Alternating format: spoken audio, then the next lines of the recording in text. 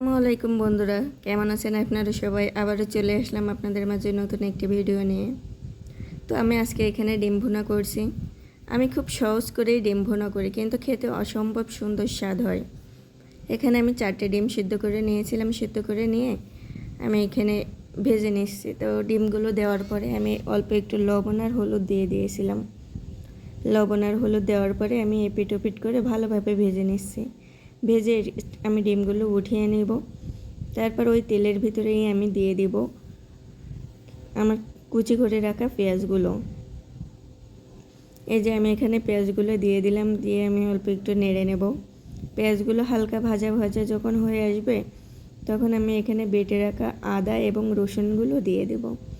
বেটে রাখা আদা এবং রসুন দিয়ে ভালো করে নেড়ে চেড়ে নেব এবং অল্প একটু পানি অ্যাড করে দেবো, কারণ মশলাটা আমি পানি দিয়ে ভালোভাবে কষিয়ে নেব।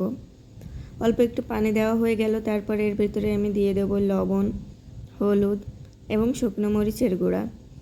লবণ আর হলুদটা এখানে বুঝে শুনে দেব, কারণ আমি আগেও একবার লবণ আর হলুদ ব্যবহার করেছি। এগুলো দেওয়ার পরে আমি মশলাগুলো অনেক সুন্দর করে কষিয়ে নেব। মশলাটা যখন তেল ছেড়ে আসবে, তখন বুঝে নেব মশলাটা কষানো হয়ে গেছে। তারপর এর ভিতরে আমি আমার ভেজে রাখা ডিমগুলো দিয়ে দেব। ভেজে রাখা ডিমগুলো দিয়ে আমি এখানে ভালোভাবে কষিয়ে নেব। সুন্দর করে কষালে কিন্তু খেতে অনেক মজা লাগে। এই যে দেখতেই পাচ্ছেন আমার এখানে ডিমগুলো সুন্দর করে কষানো শেষ। এবার এর ভিতরে আমি অল্প পরিমাণে পানি দিব। আমি যেহেতু ঝোল রাখবো না, তাই অল্প পরিমাণে পানি দিলাম। এখানে অফ ক্যামেরায় আমি কিছুটা জিরার গুঁড়ো এবং গরম মশলার গুঁড়োও দিয়ে নিয়েছিলাম। দিয়ে আমি ঢাকনা দিয়ে ঢেকে দিলাম। কিছুক্ষণ পর ঢাকনা উঠিয়ে চলে এলাম। দেখেন আমার ডিম ভুনার রেসিপি কিন্তু কমপ্লিট। ধন্যবাদ।